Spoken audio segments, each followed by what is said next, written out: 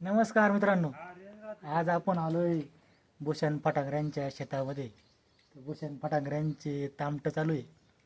तर तुम्हाला भूषण फटांगऱ्यांचा एक्सपिरियन्स सांगू. त्यांनी तामटं कधी लावले होते आणि आतापर्यंत किती तामटं गेलेले. सर सांगा, तुमचे तामटं कधी लावले होते आणि कसं काय नियोजन केलं? टमाट्याचं पहिलेच वर्ष आहे. अनुभव कठीण होता, पण त्रास सहन करावा लागतो थोड्या प्रमाणामध्ये. पण जर जॅकपॉट लागला, नशिबाने साथ दिली तर सगळ्या गोष्टी होऊ शकतात. 20 एप्रिलला लागवड केली होती टमाट्याची. आमचे बंधू विजय फटांगरे यांनी टमाट्याचा प्लॉट केलेला होता.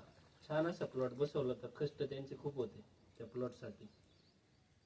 पण हिटमध्ये प्लॉट, माझं तर म्हणणं आहे पठार भागातले लोकांनी हिटमध्ये प्लॉट लावू नये. साधारणतः 1 मे 15 मे या दरम्यानमध्ये पाण्याची उपलब्धता असेल तर ह्या वेळेमध्ये टमाट्याचे प्लॉटची लागण करावी. चांगले फुटवे, चांगली फुलकळी, सेटिंग्स वगैरे भरपूर प्रमाणामध्ये होतात. त्या टायमाला हवामान बदल होतो आणि हिटमध्ये लावल्याच्या नंतर तुमच्या झाडाची ग्रोथ होत नाही. फुल सेटिंगसाठी खर्च करावा लागतो. हिट असल्या कारणाने जमिनीतून झाडं पोटॅश अपटेक वगैरे करत नाहीत. तसं मे महिन्याच्या लागवडीमध्ये ती सेटिंग जाते जून महिन्याच्या स्टार्टिंगला. तोपर्यंत सुरुवातीचा पाऊस वगैरे पडतो, म्हणजे त्याला झाडाला ग्रोथला चांगला 1 महिन्याचा सपोर्टिव्ह काळ भेटतो.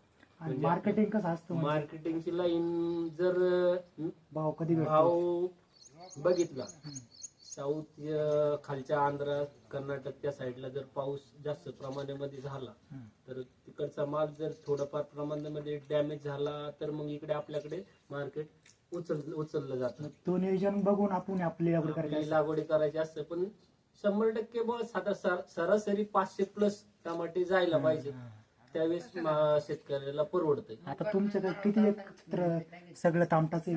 टमाट्याचं साधारणतः माझं 3 एकर क्षेत्र आहे. पहिल्याच वर्षीचा अनुभव आहे माझा. कठीण गेला थोडासा, पण येईल. अनुभवातून माणूस शिकत असतो. इथून मागे कांदे, दुसरे भाजीपाला, फ्लावर्स वगैरे करता होते. पण चालू आहे.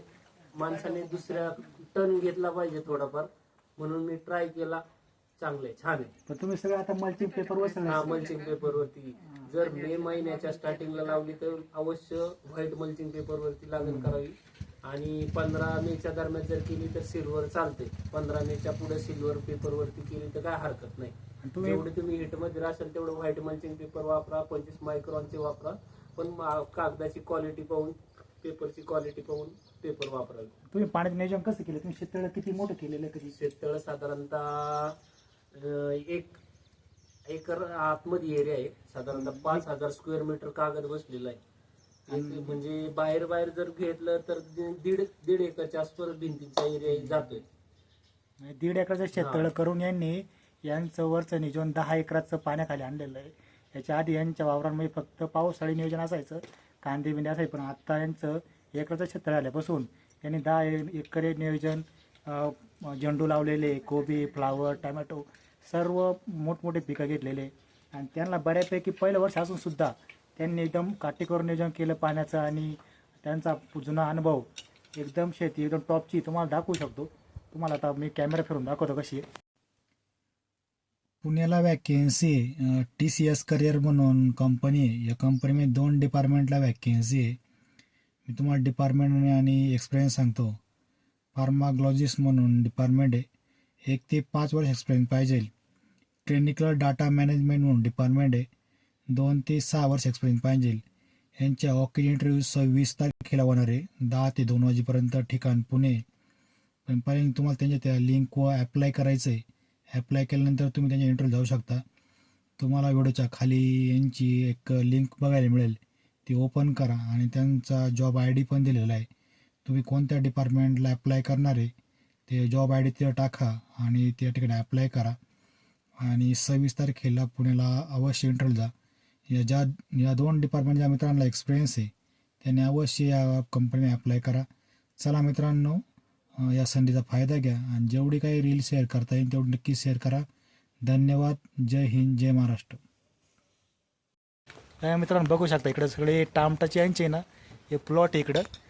इकडं पण विजू भाऊनी जो प्लॉट केलाय ना, हा किती प्लॉट आहे? हा पाठीमागचा 1 एकर सीडच्या पाठीमागच्या साईडला हा तो 1 एकरचा आहे. हा पुढे घेवडा 1 एकर हा. आहे, झेंडू 2.25 एकर आहे. हा आणि बाकीचे आपले घरगुती वाण वगैरे करावं लागतात. भुईमुग झालं, गायांचा चारा, मका वगैरे ह्या गोष्टी पण कराव्या लागतात. त्याच्यामुळे सगळंच बागायत्याकडे जाऊन चालत नाही. त्यांच्या पण त्या बाकीच्या जनावरांच्या गोष्टी पाहाव्या लागतात. आणि तुम्ही कांद्याचं बी पण पोत्याने जो विकतात, म्हणजे मागच्या वर्षी पण तुम्ही नाही, कांद्याकडून आम्ही थोडस गेल्या 2 वर्षापासून जे नुकसानी होत होतं त्यामुळे थोडासा युटर्न केला, पण करावं लागतं. ते पण करणार थोड्याफार प्रमाणामध्ये. ज्या आधी मुबलक करत होतो त्या प्रमाणामध्ये नाही, थोडस कमी आहे. हे बाई त्यांची तामटाची तोड्या चालू आहे. आज आज किती कॅरेट वरती? 150 एक? नाही, आज 100 एक निघतील तरी. हा 100 एक त्यांच्या आज कॅरेट निघतील. उद्या राहतील 100 एक, परवा दिवशी परत. चला मित्रांनो, तुम्हाला काही शेतीची अडचण वाटल्यास अवश्य तुम्हाला आमचे बंधू भूषण पाटांगरे त्यांचा कॉन्टॅक्ट नंबर मिळेल, त्यांच्यासोबत तुम्ही कॉन्टॅक्ट करून शेतीचे मार्गदर्शन करू शकता. आमचे बंधू नितीन फटांगरे यांचं सुद्धा चांगलं मार्गदर्शन लाभलं आम्हाला. त्यांचा पण तुम्हाला एक दिवस अवश्य प्लॉट दाखवायला नेऊ, कारण त्यांच्या आता झेंडू आणि टॅमॅटो चालू आहे. आता भूषणची टॅमॅटो चालू आहे, पण झेंडूला टाइम आहे. मला अनुभव नव्हता, पण सगळा अनुभव नितीन फटांगरे यांच्या. नितीन फटांगरे थोडे जुने त्याच्यामध्ये आहेत, त्याच्यामुळे मग त्यांच्या याच्यानुसार थोडस चालत राहिलो. अनुभव माणसाचा महत्वाचा असतो. आपल्याला अनुभव येणं गरजेचं असतं. चला मित्रांनो, तुम्हाला ब्लॉग कसा वाटला काय आणि कमेंट करून नक्की सांगा. धन्यवाद. जय हिंद, जय महाराष्ट्र.